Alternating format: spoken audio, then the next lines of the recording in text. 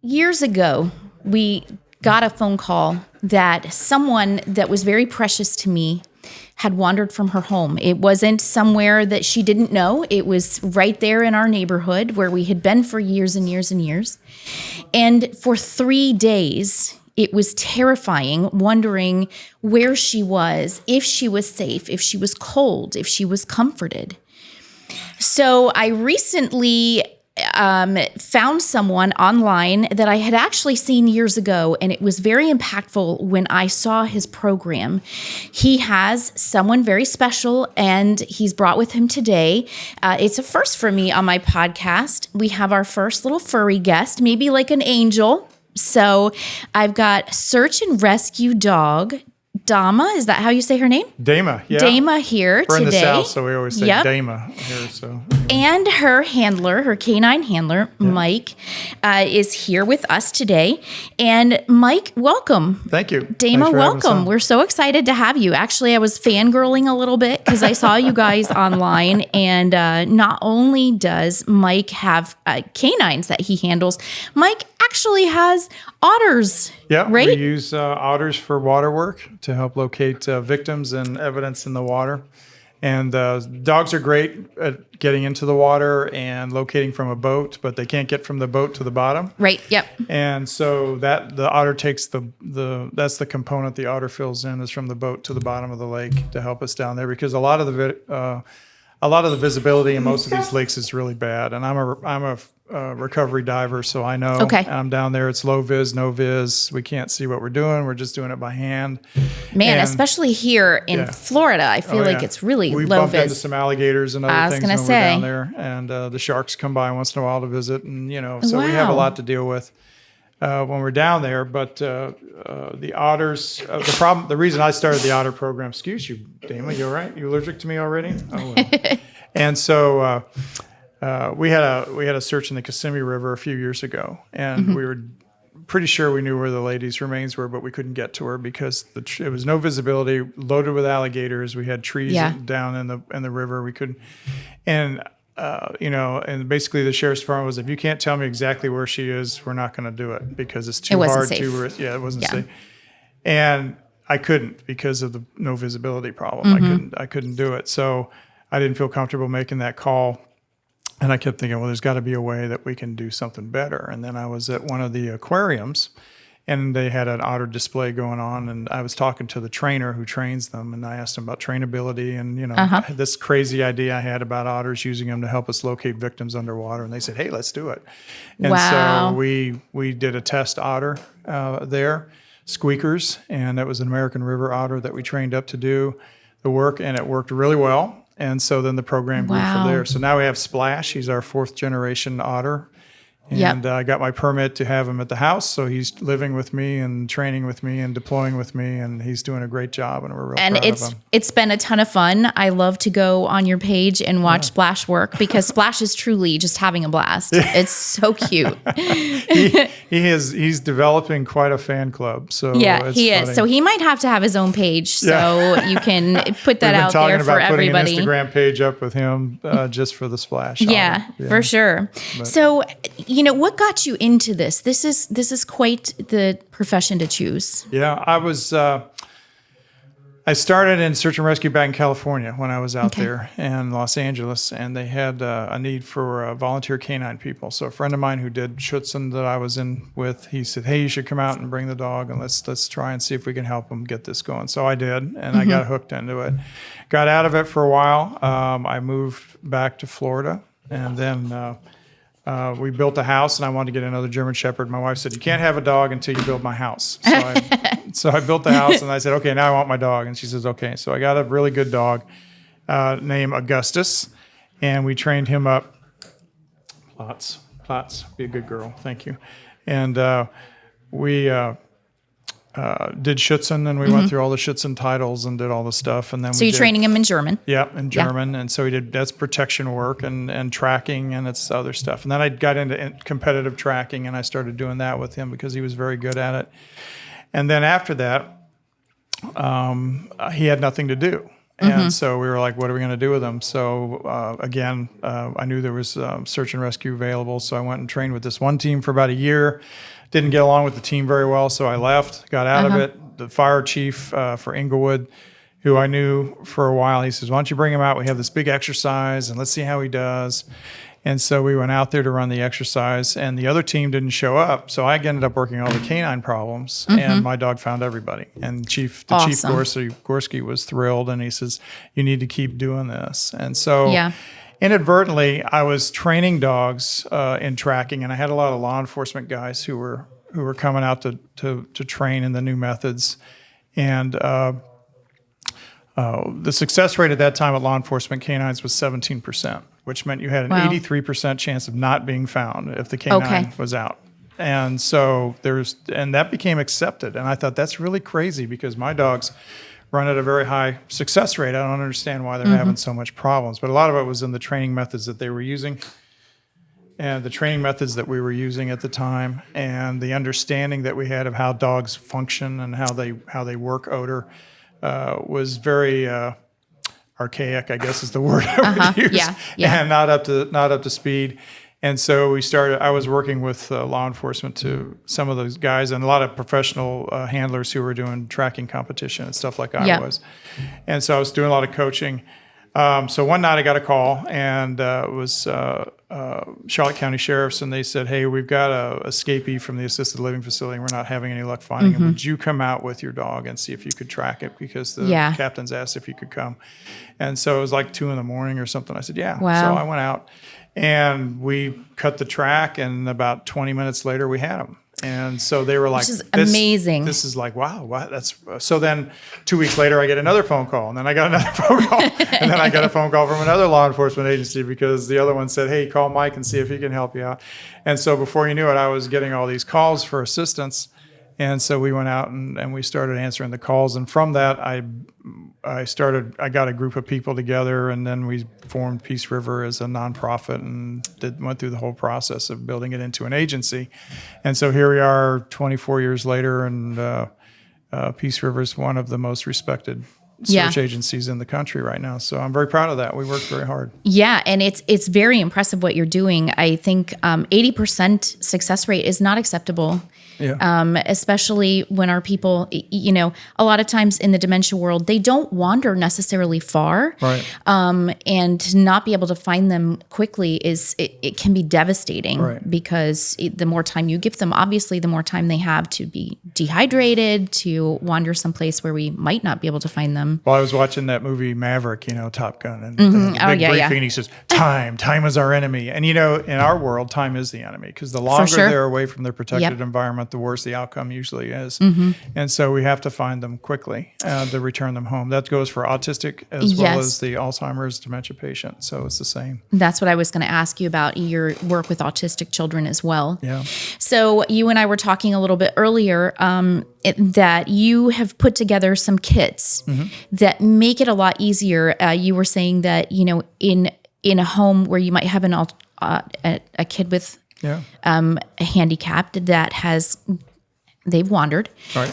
The mother, her first response is, oh my goodness, I'm going to get everything in the house ready for my kid to come home. It's all going to be clean. Yeah. And that's not good when you're using a dog who's using their nose. It's a strange phenomenon with moms, and God bless them for being moms. But they want, when the kid comes home, the room has to be clean. So usually by the time they call us out there 4 to 6 hours later, or 8 hours or 12 hours, whatever it is, mom has already gone through and done the laundry. And so we have nothing to get a scent off of, So we started doing the scent kits. Now the scent kit, when I was over in Europe, I was over there competing and with canine stuff. And I went to the German Police Academy, the original one. They have like a museum. And down in the basement, they have these walls with these mason jars and these giant cloth rags in them. And they have, they'll have Hitler and all the other people in there. Oh, and what crazy. they did is they took scent articles. They rub them on these people. They put them on the mason jars, this mason jar stuff, and then they put them in this basement where it's cool. And they keep these odors there locked, so when they get their tracking dogs out, they can use them to pre-scent the dogs. And I thought, what a great idea. Why are we not doing this in America? Right, yep. So I came back and started doing the scent kits. And we just basically, it's a mason jar with a 4x4 gauze pad and a couple rubber gloves so that, you know, when mom or whoever is going to take the scent off the child or their dementia wanderer, they don't get their odor on the 4x4 gauze. Right. So you wipe the gauze pad all over them, and then you put it in the mason jar, put the date on the top of the date that you did it, put it in the refrigerator. It lasts about a year. And then at a year, you take it out, throw that gauze pad away, and put a new one in it. And what that does is preserve the odor. So if your person goes wandering, and we show up, or a SAR person shows up, or if the law enforcement has what we call a pre-scented canine. Yeah. Not all their canines do that kind of tracking, and I'll explain in a minute what that is. Yeah, I want to hear that. But we present the target odor to the dog, and the dog says, "Okay, I'm going to go find that target odor," and he finds it, and then he tracks it, and hopefully we find our person very quickly, and it works beautifully. And it's a very simple, doesn't cost hardly anything. I keep 2 cases of mason jars around and a couple boxes of 4x4s. And when I'm out doing shows and demos, I hand them out like crazy to people so that they can take care of their people. Now, my father, we were talking about that. My father had dementia and Alzheimer's, and it killed him. And so I was up taking care of him up in Oswego, New York, while my mom was in the hospital, and he got away. He was determined that the cat had somehow gotten out, and he was going to go find the cat, so he left. I came out of the bathroom, and he's gone. The front door's and open. It can be that fast. Yeah, and I'm like, what in the heck has happened? And I couldn't believe it's happening to me, right? And so I call the police department. They come out. They don't have a canine response. I said, do you mind if I use my dog? He's tracked. They said, go right ahead. So I tracked him, and in about 20 minutes, we had him back. But he was frostbitten by that time. His feet were frostbitten. He was walking barefoot in 6-foot snow drifts. And the whole thing, got him home, thawed him out. Of course, he was very belligerent. You know, they get very angry. And so we had to deal with all that and got him taken care of. But just like that, it happens. Yes. And so same thing with autistic children, right? Special needs kids like that. Mom's gets distracted. She's doing something, and just like that, she forgot to lock the door or whatever, and all of a sudden, bam, he's gone. It happens. It definitely happens that fast. So it's a panic, and it's all hands on deck at that point. When the sheriff's department calls, it's everybody out. Now with autistic kids, we do what we call the water defense in our area, which we start putting searchers and people out near water areas to stop him from getting into the water, because there is this strange attraction, and I always end up getting an argument with some psychologist about, no, it doesn't. I can tell you statistically, it happens. We usually find most of these kids in the water. I don't know if the water's calming or what it is to them, but they like the water. The other thing is most autistic kids don't like dogs. And the reason for that is because the dogs are overstimulants for them. It freaks them out. Yeah, so that makes sense. Our dogs, the autistic dogs, the art team dogs like Dama here, are trained to approach the person in a certain way so they don't freak them out. And she will get up within about 4 feet and then turn around and show her back to the person and look at me. And that's to keep from getting too close and freaking the child out. To overwhelming. She will stand back away and just go into a sit and say, yeah, this is our person, but I'm not going to get any closer. And that's what we train our dogs to do. They're very good at that. Wow. Wow. Because we don't want them to make the child freak out and run, because a lot of times they'll say, oh my God, it's a dog, boom, when they take off, and then you're chasing them all over the place. And that can be scary too for them. That's traumatic. And Dama's looking at me like, when do I get to talk? No, you don't get to talk. You're going to stay there and be so Dama actually got a really nice donation from Earthwise Pets here in Gainesville, and Dama is smelling those. She is. She's been using her nose. She's been looking at the treats going, there's a chew toy in there, and I want it. And she'll get it. When we leave here, that'll be the first thing she gets when we get out here. But, so tell me something then about the nose. How do the noses work? Dogs' noses are amazing. They have, I think it's 12 chambers in their nose. And, and it's the same for every dog. I mean, the bloodhound doesn't have extra chambers. I hear this all the time. Well, they have more chambers. No, they don't. And the boxer dog has the same amount of chambers. It's just compact into a smaller package. But for them, when we smell a pizza, we smell the pizza, the whole thing. For them, they can pick out the pepperoni, the tomato sauce, the bread. They can isolate a target odor within all that. That's crazy. And focus on that. So that's what they do here. When we use that to our advantage with people, we tell them we want you to find this target odor, and they will isolate that odor, and then they will just work on it that way. Which is what she's doing now. Right. And she says, I see she's that after chew those toy. treats in the worst way. She's like, I want my treats. And so, and they smell about 100 times better than we do. I mean, they can take odor 100 times better than we do. You don't smell as good as me because I have aftershave on, so that's the way it is, Dama. I'm sorry. Her original name was Damn It because I didn't mean to do it that way, but she's almost like a special needs dog because she learns differently than other dogs, and so she's a little OCD. And so she was always tearing everything up and creating problems. So I was like, damn it, stop that. Damn it, cut that out. So she thought her name was Damn It for a long time. And so then you kind of had to make it Dama. Yeah, so the team was like, you can't do demos and tell everybody your dog's name is Damn It. And especially because we do a lot of kids, right? And so I said, all right, well, we'll change it to Dama. And so that's it. So now that's she's funny. Dama. But she's a wonderful dog. She's 10 years old. She's going to probably be retired in the next year or so. Aww. Because she's starting to show signs of stress. And so we're going to probably retire her. But I have her new pup coming up who is Nova, and she's in the process of coming up right now. So she'll take over. Yeah, I heard you brought her too, but she's a little crazy to come inside. So have this beautiful studio of yours in pieces by now. So, it would be so Tristan's probably appreciative she stayed in the car. Your technician would hate you forever. So. That brings another question to mind, though. What kind of a dog can you train? Any dog that has the ability that wants to work. If it's a couch potato, it probably doesn't want to work. So we wouldn't want to waste time training that one. But any dog that seems to have an ability to want to get out and do something, and it wants to use its nose, we can do it. People say, well, short-nosed dogs can't do it or whatever. No, they can. They can do it just like any other dogs. I've trained a lot of pit bulls and other things to do this work, and they do really well. There's just the problem with short-nosed dogs isn't that they can't do odor, it's that they overheat quicker. Oh, okay. Because the sinuses it's like the air conditioning cooling system. Oh, okay. So when they pull that odor in through their nose, or they pull air through their nose, it actually cools it as it goes into their body. And with a short-nosed dog, he doesn't have a big cooling system. So it's like the condenser on your car. He doesn't have a big way to cool that air down. So consequently, he can overheat faster. So when you're on hot days like Florida, like now, you have to be careful because they'll overheat quickly.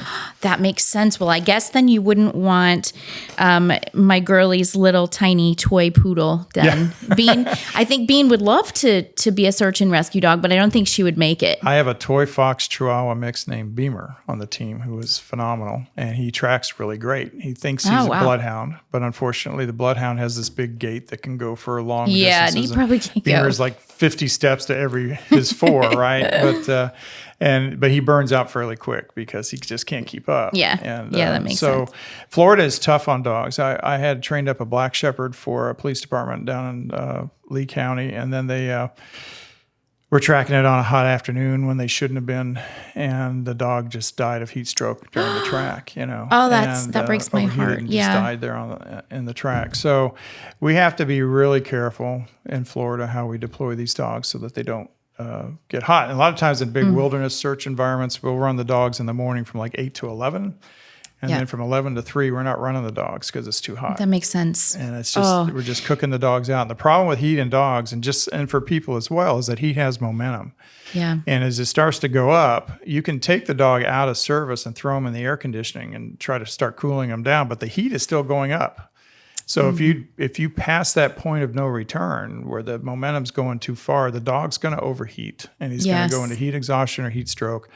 And now that dog will be ruined for working. I mean, I've had heat stroke several times, and I've heat stroke twice, and I've heat exhausted many times.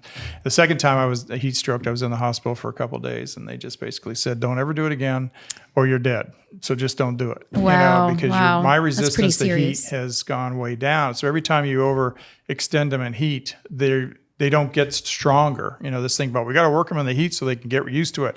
That actually is counterproductive. Well, that's good to know. Because the more they overheat, the less heat tolerance they have. Okay. So you have to work the balance of trying to figure out where your balance point is with your dog, and then stop it there and cool them down. Work them and cool them down, work them and cool down. But the work life of a dog in a hot environment is shorter because they do start losing their ability to resist the heat. So they actually get shorter and shorter. That makes sense because we are so hot here in Florida. Now, you're down in the Tampa area, right? Yeah, we're in actually what they call Southwest Florida. Okay. We call it Jurassic Park, but that's South.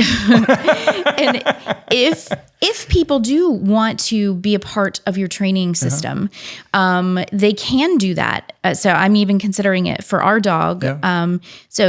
You go down to the Tampa area, right? And it's how long is that process? It depends on the handler and the dog, right? So they're a team, and you have to realize that you're pairing a what I call the hairless ape with the wonderful furry four-legged dog, and the dog knows how to track, but the hairless ape knows nothing. They have to learn how to work with the dog and not get in the dog's way and let the dog learn to read the dog. The hardest thing about doing scent work is learning to read the dog properly and be able to interpret what the dog is doing, so that you have a correct understanding of the scent picture of what's going on out there.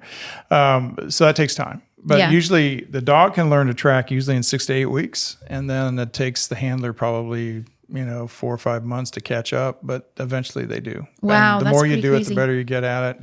That's why I tell people, if you want to be a good tracking dog team, go out and track. Don't sit around and talk about it. Get out and do it. And you'll get better at it all the time. Yeah. Our working line German Shepherd loves to track. Yeah. He loves to work. And I saw a video that I'm going to post after. And so find that video in the notes, by the way. But your dog clearly loves to work. Oh, yeah. Loves to be out there working. Yeah. You can see that tail up and happy. So what is the difference between police dogs and search and rescue? Well, for a long time, I was talking about in the early 2000s, even before then, we didn't have a lot of really good training methods. I'm talking right now, Dama. You can wait your turn. So, but anyway, most of the police dogs are what we call hot trackers or human odor trackers. And lots. Thank you. Lots. And by that means the assumption is that when the law enforcement canine shows up on scene, that the strongest odor is going to be the perpetrator, because his adrenaline's running and he's going to be producing more odor. So that's going to be the dominant odor when they show up on scene. They used to call these dogs adrenaline trackers. That's what they used to call them. Okay. And now we call them hot trackers or human odor trackers. And that was the assumption made. It's never been proven, no science behind it, nothing. It's just the assumption that the community made that that's what was going on there. So, but with an autistic child, you may not have that adrenaline. Not at all. Right? Yeah. And definitely with a dementia patient, you may not have that adrenaline. Like your dad thought he was going after the cat. Right. He wasn't. He didn't have an adrenaline rush for that. Exactly. And so the other version of tracking dogs is what search and rescue has, which is the pre-scented tracking dog, or they call them trailing dogs. And it's a lot of people refer to it as bloodhound trailing. And bloodhounds have been making a resurgence lately, not because they're super dogs. I mean, I love bloodhounds like everybody else does. They come up with all these good sales pitches about why bloodhounds are so great, but they're just like every other dog. You know, they either have the ability or they don't. They're either good at it or they're not. But that is where they're pre-scented. You know, the old movies where they get the underwear out and show it to old Blue and, hey, go get him, Blue. You know, and he takes off. Well, that's basically what we're doing here. Is we're doing. Yeah.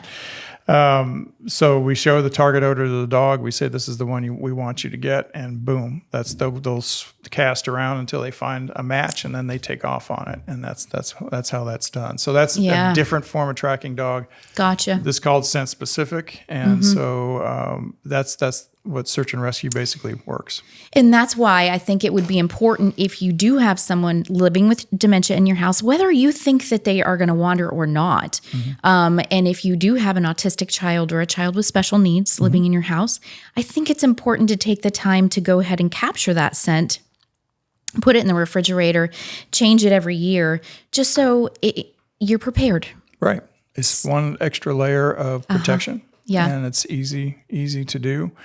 And it doesn't require a DNA or anything like that. So Right, nothing you have to put nothing on file fancy, or right. anything like that, because a lot of parents are worried about putting their kids' fingerprints and DNA on file. And all it requires is just an odor match. That's what we're looking for. Just got to save that space in the refrigerator. That's it. Well, it's really important because, when we get there, like I said, not only are we there late, but by the time we get there, the scent picture has been pretty well mutilated. Changed. Yeah. Because you've got people wandering in and out. Sorry, my dog is shedding. I'm sorry, I got dog hair everywhere.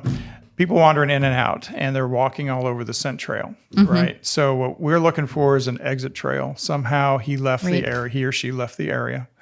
And so we're trying to figure out how they left so that we can start planning our resources to move in that direction. And it's important for the tracking dog to get a hit and be solid on a good track so that we know what direction they left in. But when we get to the house is... they've been walking all through the yard. Right. They've been walking all over up and down the driveway, all through the house. So Yep. you can't really start the tracking dog in that area because not only have they spread their odor everywhere around it, but they've been walking through the odor track, getting it on their Right. shoes and then spreading it around everywhere else. So now the dog's supposed to figure out all this contamination and try to do it. Well, what we do is we cut the track away from the house. We take the dog away and we start looking for an exit trail to see if we can figure out where they went. Sometimes we don't get an exit trail. The dog will turn around and throw a negative and just look at it and say, hey, there's nothing here. And that's happened to me twice. And in both times, it's because the child was hiding in the car and no one had bothered to check the car. Oh, wow. And so I ran the dog in the yard, and all of a sudden he runs up to the car door and he's alerting on the car door. And I look in there and, oh, look who's down in the back seat is the child, right? Or in the trunk. Wow. The other one was in the trunk. And so... And in the Florida heat, that could be life. Yeah, they've been in there altering. for 4 or 6 hours. Now, a lot of times because the special needs child is terrified with all this activity that's going on around the house, he's going to hide because he doesn't course, yeah. He doesn't want anybody to... he doesn't want to come out and get in trouble, or he doesn't know what's going Right. on. Right. Aw. So, and helicopters are terrible for these kids because they freak them out. They fly low and they're like, "Oh my God, what is that?" And they run and hide. And so the dogs have to be very specific. We had one of our young ladies, Julie, when she did her first track. Excuse me. Yeah, you can learn to be patient. Thank you.